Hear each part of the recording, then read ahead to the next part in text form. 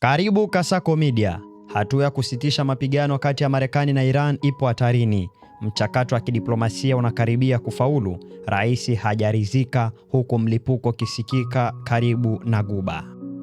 Nini cha kufanya kuhusu hali ya sasa ya kutatanisha ya mahusiano kati ya Marekani na Iran? Je, tuko karibu na amani au kurudi kwenye vita? Ni swali ambalo watu wamekuwa wakijiuliza mara kwa mara. Neno la hivi punde kutoka ikulu ya White House ni kwamba wapatanishi kutoka pande zote mbili wamekubaliana mfumo wa kuongezwa kwa siku 60 kwa usitishaji vita ili kutoa nafasi kwa mazungumzo zaidi, lakini hilo bado linahitaji idhini ya rais wa Marekani Donald Trump. Hili halijathibitishwa pia na Iran. Hatua hiyo iliyojiri mwishoni mwa wiki imejaribu usitishaji wa mapigano ambao ulianza kutekelezwa tarehe 8 Aprili na sasa umedumu kwa muda mrefu zaidi kuliko hatua ya mapigano iliyotangulia.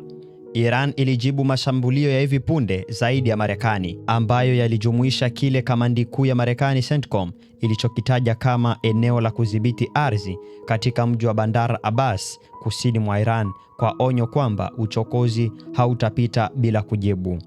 Jeshi lake la walinzi wa mapinduzi ya Kiislamu IRGC kisha likasema kuwa limeshambulia kambi ya anga ya Marekani. Halikusema ni lipi, lakini CENTCOM baadaye ilisema kuwa kombora la balistiki lilinaswa juu ya Kuwait ambako Marekani ina vituo kadhaa. Ikirejelea lugha ya Tehran, CENTCOM imeliita shambulizi hilo ukiukaji mkubwa wa usitishaji mapigano. Yote yanaonekana kuwa ya kuogofya, lakini bado ni tofauti na majibizano ya hasira ambayo yalizihirisha wiki 5.5 za kwanza za mzozo huu.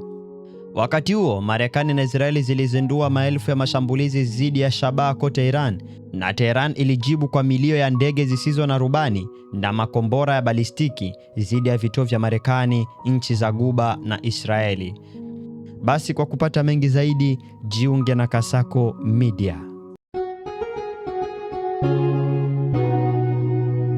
Kasako Media, tunaangazia maisha, tunaandika kesho.